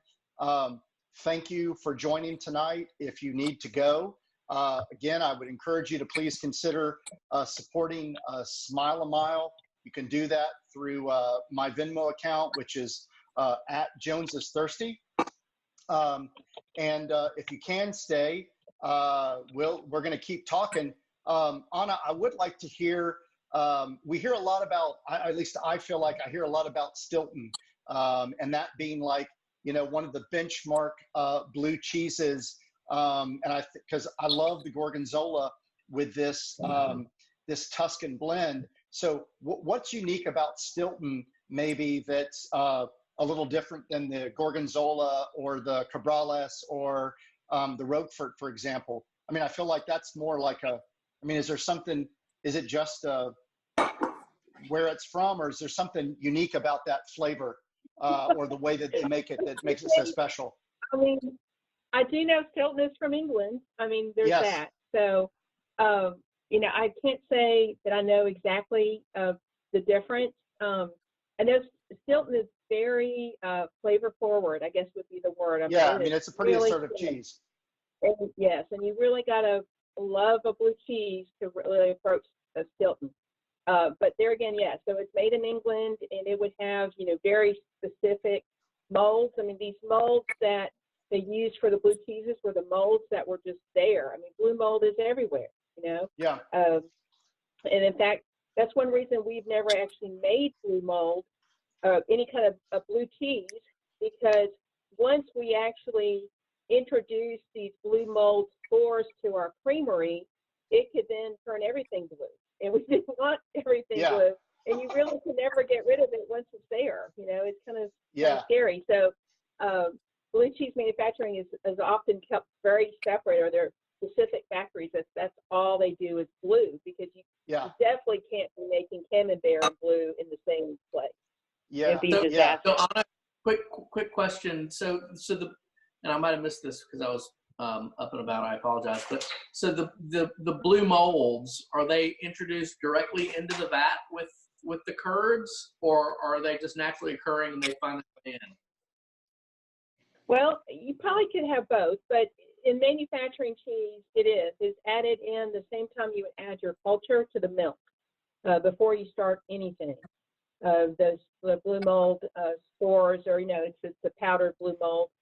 Very specific strains. There's lots of different strains that you can buy commercially that you get totally different flavors from. There's some milder, some stronger, that kind of thing. But you're right, yes, it is added to the milk in the very beginning. But it won't grow until, again, that cheese has been pierced and oxygen is introduced into the center of the cheese, and that's only when it'll grow. That is so crazy. The introduction of oxygen to facilitate the growth of that. I mean, for guys like Carlos and myself, we think about a little bit of interaction of wine and oxygen on a micro level to create some complexity in wine, but otherwise we're kind of like, we hear oxygen in the wine world and kind of flip out. I mean, it's that's what's just so neat about both of these processes. On a question that I got by email prior to us meeting tonight was, when you're raising these sheep for milk, are they just on pasture? Are they just eating grass? And I'm assuming that whatever they eat will influence the milk, but I mean, in terms of like literally eating the grass, but I'm assuming if the grass is grown in soil that's mostly clay or mostly limestone, that like a grape, that it's gonna have ultimately an influence on the flavor of the end result of the cheese, right? Or wrong? Yes, absolutely. The whole theory of terroir, which is huge in wine. I mean, that's everything is terroir, right? Where it's grown, and the climate and the soil and all that affects the flavors on the grapes. And the same thing's happening in our pastures. It's different times of year. And in fact, yes, our sheep do live on pasture all year round. And so they are eating what is out there. And of course, in Alabama, we have different types of grasses growing different times. And then we have, just natural, weeds and things. Sheep are notoriously kind of picky eaters. And so they don't necessarily eat all of the weeds. Like, I mean, if you think of goats kind of eat everything. But sheep can be kind of picky. And so that also will kind of make their milk a little milder tasting. And trying to think, was there another part to that question I didn't answer? No, you answered it. And the other thing that I wanted to ask, just as a follow-up, is, and maybe I misheard this, but you said that the sheep were kind of done milking by September. I mean, I guess, are they not producing milk year-round like a cow? Yeah, no, well, and even cows don't really. So all of these animals, they have to have a baby. Number one, you have to have a baby first before any kind of milk production happens, right? And so they all have to they have to have a calf, a kid, or a lamb have to be born, and then you can start milking. So another, reason that sheep is the rarest and the most expensive is that they actually have the shortest lactation cycle of all of these animals. Usually only about 7 to 8 months. Yeah. So we'll lamb in January, February, and then we'll stop milking in say September. Goats you can usually milk for 10 to 11 months, maybe 12, before they have to lamb again to increase that milk production. And then cows you can milk them, a year to a year and a half. kind of thing before they'll have to go back through the calving process. Okay, that was my you guys will forgive me. Long That was my answer. Dwight Schrute moment of the night, of like not really understanding how you know, how that cycle works for. I mean, I just assumed that as long as the cows were being milked, that you just got up every day and you milked them. And I certainly didn't realize there was such a clearly defined season for sheep, because then that, I mean, again, I just think about your production cycle, go to market, make your, you know, your variety of cheeses. That's a very specific time of production, basically. Well, that adds some difficulty to these small cheesemakers. Now, I'm not talking like these big factories. They will standardize the milk, and so you're getting milk from, you know, thousands of animals. So that milk is always the same. Then you're always going to get Kraft, you know, cheddar, whatever, sharp cheddar. Yes. It's the same. It'll be the same today. It'll be the same 5 years from now. But with small cheesemakers like us, where we're farmstead, we're only using milk from our animals, and that milk is changing every day, and especially from beginning lactation, mid lactation, end lactation, even the components, the ratio of fat, protein, and carbohydrates is changing. So it's this big moving target, and it adds a lot of complexity to the cheese making. But then the cheese is always changing, so there's nothing consistent. But it's almost a wonderful thing that it's not consistent, because then you can get these amazing, unique products. Well, one of my favorite cheeses is cheese Morbier. And, you know, it has the morning milk and the evening milk, and it has the layer of ash in the middle.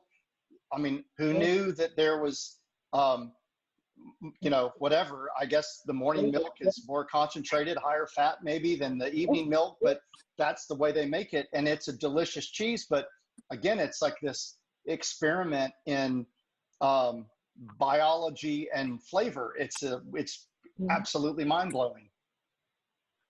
It is. One other thing too that I know it's kind of been the white elephant in the room here, but alcohol. We really haven't talked about alcohol and taste, and the fact that alcohol will dissolve things, like things in food that will not be dissolved by water. That's will be dissolved in alcohol, and you're going to get a totally different flavor profile because that alcohol is there dissolving certain compounds. So that's a huge thing that's influencing the cheese. And then there was also a lady had asked about chocolate, and she was using chocolate on her cheese boards. Well, I mean, that's a huge thing, that the alcohol is dissolving certain flavor compounds in that chocolate. Yeah, that's a great point. And we talked about this actually when Carlos and I were on. 2 weeks ago. We were talking about the wines of Argentina and Chile, and we were talking about dark chocolate, high cacao, low sugar in the presence of red wine, and what an amazing pairing that was. But Carlos, since you've worked in, you know, as a sommelier in a restaurant, and I think Anna brings up a great point.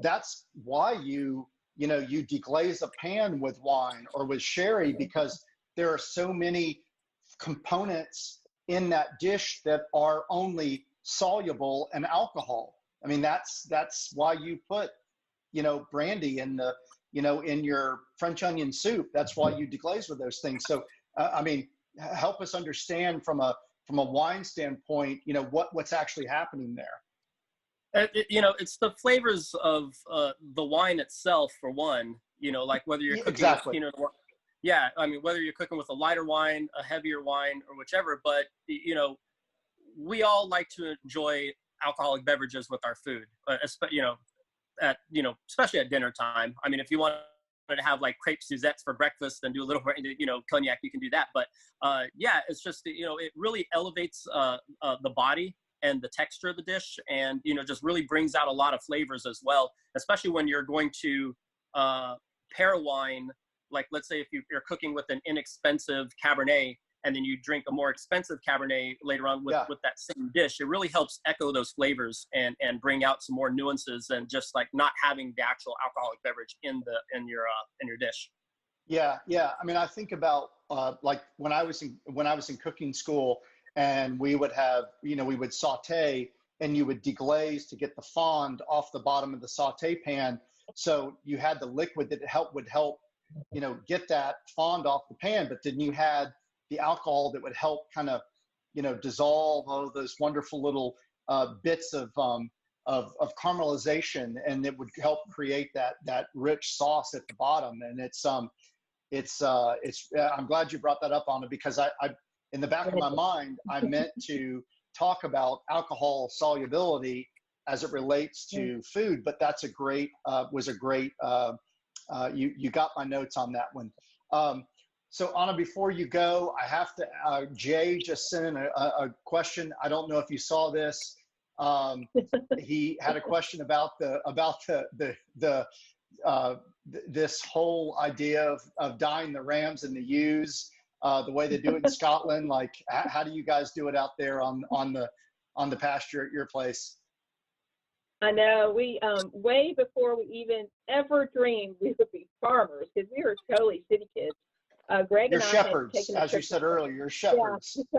Yeah, we had taken a trip to Ireland. This was 4 or 5 years before the farm, and taken a trip to Ireland, and sheep everywhere. I mean, Ireland, Scotland, there's sheep just everywhere.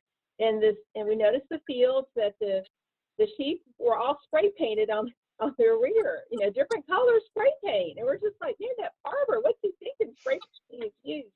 And then later, of course, we realized, that it's this kind of this pasty crayon waxy stuff that you rub on the chest of the rams. And then if the ewe is marked the next morning, hey, that she's been bred, and you can expect a baby about 5 months later, is generally what the thought is. And so that helps in these big flocks where you have, 300 ewes and maybe 6 or 8 rams, then you can know who exactly is the daddy, basically. But we have done this. It does help us know if the ewes have been bred, because obviously we want as many babies to be born. And so we've done kind of every iteration there is. It's time consuming. I haven't done it, my husband, and we have a farm manager. You can ask them what's it like to rub the stuff on the ram's chest. And these rams are 250 pounds. And our rams are all very sweet, but you never turn your back on a ram. So they're not called rams for nothing. I think Jay's looking for a summer job. Jay, what do you think? There you go. Is that what you're asking for? Okay, Anna, I have to ask you this, because again, this goes back to our virtual wine tasting 2 weeks ago. We're talking about Argentina and Chile. When I was, over in Argentina, they use the alpacas for lots of different things. But in Chile, they have llamas that they use to protect the sheep, because they spit, they rear, they're scary, they scare the wolves, they scare the foxes. They're nasty little animals. What do you guys use to protect your wonderful little sheep? Yes. So that's true. With sheep, you do have to have some type of guardian, some type of protection plan. For us, the first line defense is really good fencing. You can't just have like barbed wire or whatever. You got to have really good fencing, and we have it. So we do, and we try to bring the sheep in. They kind of come in closer to the barn area every night, and then we actually use dogs. So dogs. Okay. Yeah, dogs have really been, I would say, the oldest protection that have been there, thousands of years. All of our dogs, so we have three and they're called livestock guardian dogs. We have 2 that are Great Pyrenees, so obviously from the French mountain region, that's where they came from. And their names are Brie. They all have cheese names, of course. We have Brie. We used to have a Camembert. He went on. And then our newest Pyrenees is Wensleydale, which is a famous British cheddar, sheep milk cheddar. And then we also have another breed called a Maremma, which is the Italian mountain dog. So they look very similar to a Pyrenees, but they're the Italian version. So, and these dogs are just innately programmed, just bred over centuries, thousands of years really, to just know what to do and to protect. They even work as teams. Like you'll see one that's kind of running the perimeter while the other one's staying with the sheep. And it's just this innate ability that they have to overcome being a predator, because you think about all dogs were predators before. And so we've changed those genetics to, instead of to prey, to protect. It's pretty amazing. But then other animals that can be used are donkeys and, of course, the llamas. Yes. You know, and then shepherds. I mean, there's still people, you know, flocks of sheep that there are human shepherds still sleeping with those flocks all over the world and protecting those sheep. So it's still a thing. Yeah. Well, I know, I see Jay right now. He's texting me. I think he wants to explore being a shepherd. And actually, if I'm not mistaken, I think Jay, I know you're muted, but doesn't your sister, are those the Great Pyrenees that they raise? Are those Great Pyrenees? Yeah, no, so he knows all about giant dogs that slobber. Dogs. Yes. Yeah, Bernese mountain dogs, they're all that same giant shepherd dog that will eviscerate the predators. Yeah. Those are beautiful dogs. Yeah. Absolutely. Well, let's see. Anna, I wanted to say that Anne sent you a very nice comment in the group comments here, thanking you for your information. I knew that would be the case. As I said at the get-go, Carlos and I know a lot about wine. This is what we do. We geek out over it, but cheese is a whole nother thing. But there's so many great, really wonderful intersections along the way. Before we all go, I really, I meant to ask this earlier, but now seems to be appropriate time because we still have quite a few people that are on. I'd love to know what everyone's favorite pairing of the night was. I'm gonna withhold comment until I see what others have to say, but feel free to unmute yourself and say it out loud, or if you're if you don't feel comfortable, type it in the group chat. But I would love to know what everyone enjoyed the most tonight, because we had some really wonderful, validating comments with each one of the pairings. But then you've got it's like, you know, best in show. You had a winner in each category, but I'd love to know which one was the best of the night. Carlos, what was your pairing of the night, while others are kind of getting their thoughts together?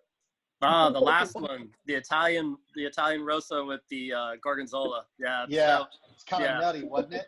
Yeah, it was crazy. I like that though. Yeah. Yeah, that was it was like a giant blue cheese Jolly Rancher on your tongue that just kind of melted down. That was pretty good. Jay, I see you sitting there. What was your take of the night? Great. I really liked the Firestead. Yeah, I did, and I liked it with the the Swiss. Yeah, the Gruyere. Yeah, the Gruyere. Yeah, that really was. The light oak and the low salt on that, the fats in it. It just really worked, I thought.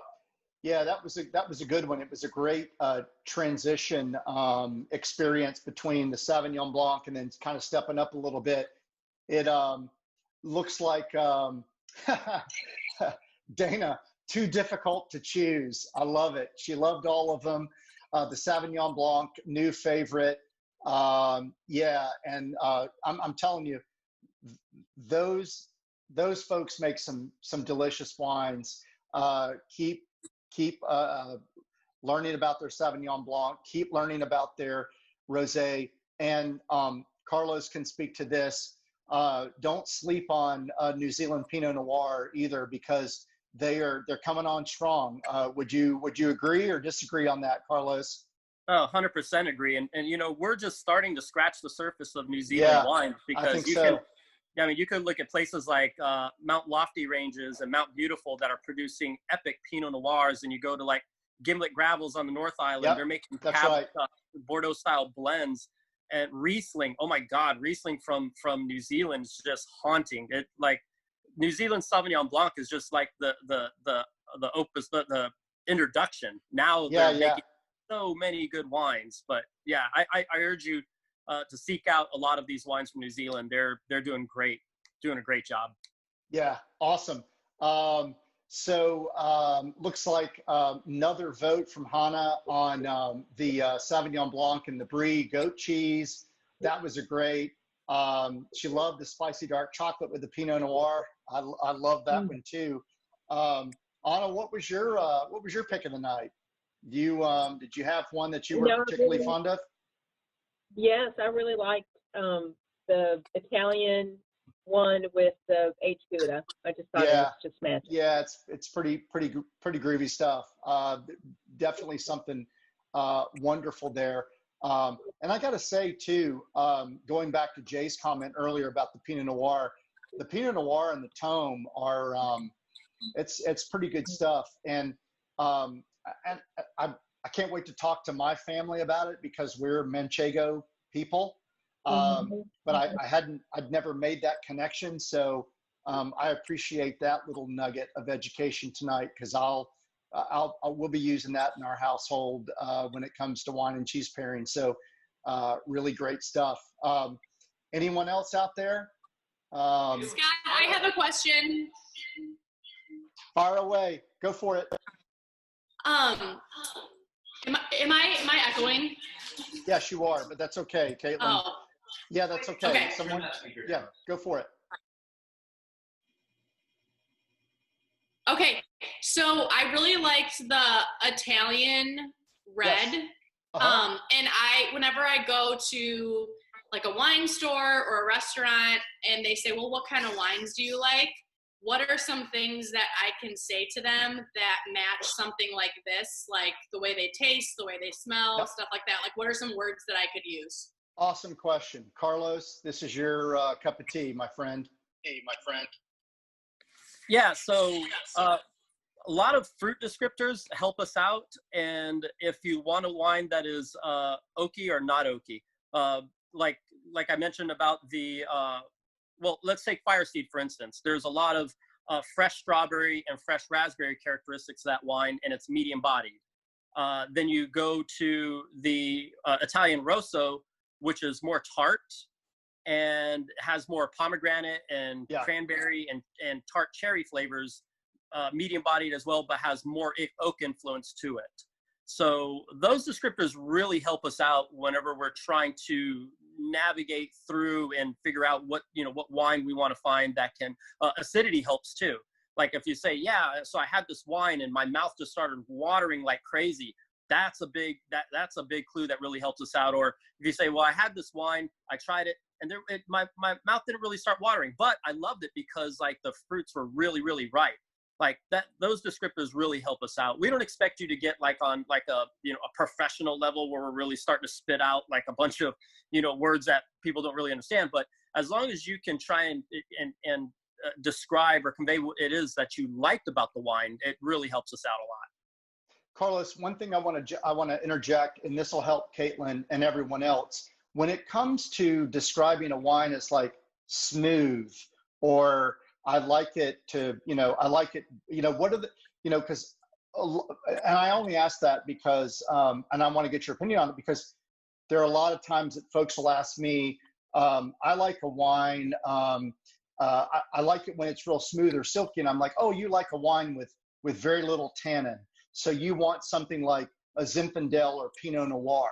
So help us understand the words that we would use if we were trying to describe a wine that was, in terms of, tower of power, less assertive to full assertive, to full body. What words we describe to use like a Barbera Pinot Noir, what words would we describe if we were to describe a Cabernet or Syrah?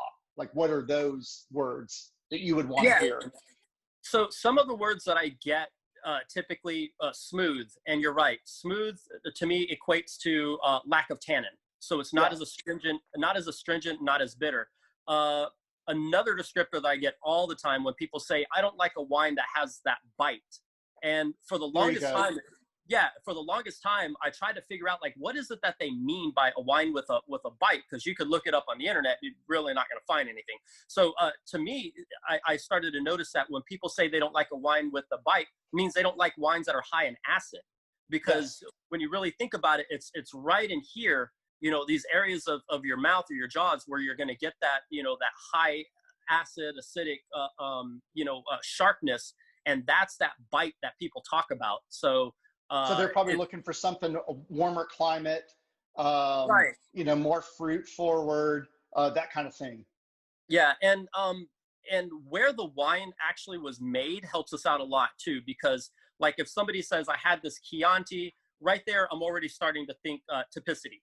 Chianti, it normally, and this is why in our exams, when we go for sommelier exams, they make us blind taste wines. It's not just to show that, we're, cool or whatever. It's that we're able to translate or convey these different flavors to our customers. So if I'm sipping on a Sancerre, I already know that Sancerre is high in acid, it has lime flavors, a lot of minerality, and it's medium bodied. So that's how I would describe it to a customer. Or, if I have somebody come in and go, I had this wine from France, and they describe it in that way, I'm like, oh, well, you want Sancerre. So, knowing where the wines came from really helps us out a lot, because we're familiar and trained with the typicity from these areas, that the way that the wines are made. Awesome. Well, Caitlin, I hope that helped. If not, I will give you Carlos's cell phone, and you can just DM him anytime you're in a restaurant. He never goes to bed. He's always standing by his phone, waiting to take wine information requests any hour of the night. So you just text him, and he will break down the list for you and tell you everything you want to know. Yeah, Scott, you would not imagine how many text messages I get from customers that I've had from when I was in the restaurant business, and they'd be on a different time zone, and they're just like, hey, I'm in Seattle right now, I'm in Chicago, I'm in New York, here's a picture of the wine list, what should I drink right now? And I'm like flipping through, I'm like, all right, drink this, drink that. Exactly. So, exactly. Yeah, I get those, and my cell phone number is on my business card, so I get those text messages pretty often. So it's cool. It doesn't bother me at all.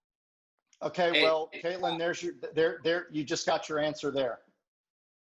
Thank you so much. Scott, I've been a red wine drinker, but I'm slowly starting to realize that I like white wine. What's your favorite white wine? Well, I guess I would answer that, and I'll have Carlos, jump in. I've done a couple of tastings around white wines that are more food friendly. I love white Burgundy. I'm a big fan of Pinot Gris. I like Sauvignon Blanc. I tend not to like white wines that are big and oaky and kind of steamroll the food. And Dana, thank you. That's exactly one of the things I was going to say. So a couple of months ago, I did an event. It was anything but Chardonnay. One of the wines that we talked about was this Pine Ridge Chenin Blanc Viognier. Great value, great food wine. I just like wines that complement food versus dominate food. But I guess I would gravitate toward cooler climate white wines, lower in alcohol. I love Riesling. I love Gruner Veltliner from Austria in the summertime. The truth is if you'll send me an email, I'll send you my list of my favorite summertime whites. But You know, they're not expensive, but they're not things that you're looking at when you go into either the wine store or the grocery store. I mean, they're right in front of you. You're just not thinking about it. Carlos, what would you say in terms of like off the beaten path white varietals that are kind of easy to find and easy to get your head around, good with food? Oh man, outside of champagne, of course. yeah, exactly, man. Anything from Spain, I am digging. I love Spanish whites like Viura or white Garnacha. Like, I love white wines from Spain because, for one, they're always inexpensive. Like, you can get great white wines from Spain for anywhere from $8 to $13 a bottle, and I mean, just like the quality. And you got to look at it this way: in Spain, they have families there that have been making wine for centuries. You know, they're like, oh well, you know, my grandfather, great grandfather Pepe Lopez bought this land, and you know, it's been in our family for generations. So they don't have that land note. They don't have that overhead. You go to Napa Valley, I mean, they're paying $1 million a hectare. So automatically, just the economics of it are different. The economics, exactly. So they can get a little pricey. I mean, I'm not saying anything negative about Napa wines. I think they're great, but you know, you're gonna see the price increases go as there's fires, as there's hands change through ownership, taxes go up. So the wine's got to go up. In Spain, you really don't see a lot of that because, you know, I wonder, there was one Spanish wine that I had last year, and it was like $6 a bottle. I'm like, how are these people even making money? It's like, you know, by the time you export it and make it and put it on a boat and pay the taxes and everything, like, how are they making money? But, you know, we're reaping the benefits of it because we're drinking outstanding white wine or even red wine and paying, you know, a fraction of what we're paying for American wine or even, you know, French wine. But so long answer short, white Spanish Garnacha, white Viura from Spain. You're going to find these in a lot of areas. We carry them at the shop as well. Like, I've got a strong passion for them. So yeah, definitely check those wines out. Well, Carlos, I have to ask you because Hannah just reminded me that Burger Gruner Veltliner in the 1 liter pop top bottle is still like, Jay is probably leaving. I can see him in the video now. He's probably leaving to go grab a bottle out of his refrigerator. But that Gruner Veltliner, and there, see, I knew it. In the 1 liter bottle is still one of the best values out there. So Hannah, I'm with you. Broadbent makes a great one. They're just good, easy drinking summertime wines that are great with friends. Anna, I want to ask you the same question I asked Carlos. What are, like, in terms of off the beaten path cheeses? I mean, is there such a thing? I mean, is there something that we should try that we don't normally think of that you might recommend? You know, just to, as we think about new wines, is there a new cheese or a new style that we might want to think about? Well, you know, what immediately came to mind, if you're asking for what people should buy, this whole pandemic, and I know we haven't talked about it at all. We're trying to forget it, aren't we? I mean, come on, it's been horrible, right? Sometimes you can't, but yeah. But the pandemic has really hit American cheese manufacturers really badly. If you think about, you know, a lot of these American cheesemakers are selling their cheeses in restaurants. So guess what? Restaurants closed and their orders stopped, right? And even, you know, even if they're selling their cheeses in Whole Foods, well, you know, for a while there, people were just focusing on, let me just get, you know, a whole bunch of mozzarella and cheddar that I know I could feed my family for 2 months, right? Now they weren't looking for the fine cheeses, you know. And so there's been a really huge hit to American cheesemakers, and I'm not talking Kraft and Sargento. So I'm talking the American artisan cheesemakers that you would find, you know, in your fresh market, Whole Food cases, even Publix, in the cheese, you know, in the cheese cases. Look for something from an American cheesemaker. but that's not some huge company. And ones in the South that I would recommend would be Sequatchie Cove. They're in Tennessee. Yes. And then the one in Georgia, it just totally left my mind. Yeah, in Thomasville, that's so good. Yes, Sweetgrass. that's right. Sweetgrass Dairy is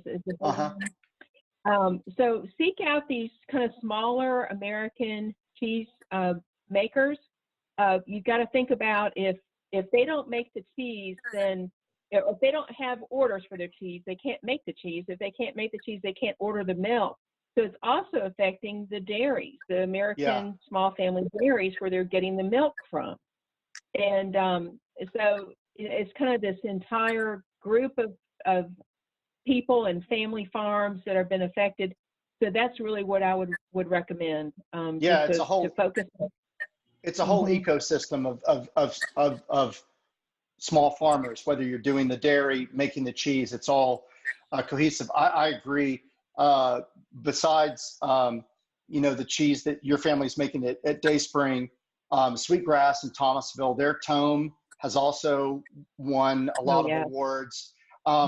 We order meat from Sequatchie Grove. I didn't know they made cheese, but that's a good thing to know because they're also at Pepper Place. But you're right, there are a lot of opportunities there to be supporting local cheesemakers. Appreciate you saying that.